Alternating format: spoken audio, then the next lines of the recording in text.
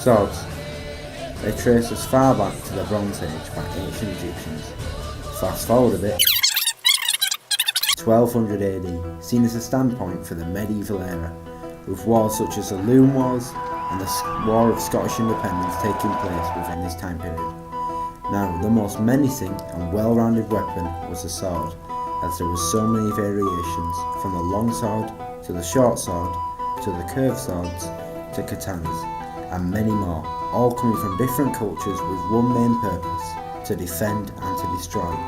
But swords were not just weapons of mass destruction, they had many other uses. So you can use it for ceremonial purposes.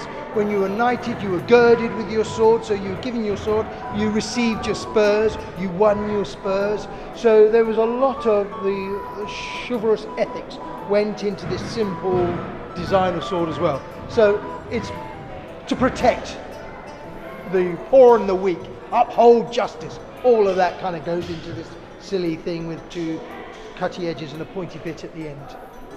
Although swords would have spent most of their life rotting away, they were the catalyst of war within the medieval age, and this was shown within the types of swords that were made, all to give the user an edge over their opponent, with long swords used to overwhelm their opponents and short swords used for speed and accuracy, all having different advantages and disadvantages if put in the right hands. Weapon to go to if I had. It would probably be a fairly short sword, and you get these medieval swords called a falchion, which is almost like a curved sabre, and then you've got a very little shield called a buckler. Now it's not for hiding behind, it's too little, but it basically parries your opponent's weapon, but you can use the edge to smack, you can use it to punch, but you can also to defend. Now a falchion is just basically a glorified meat cleaver. It means that if I strike you, it dislocates the shoulder, whether it just stops you, and it's nasty.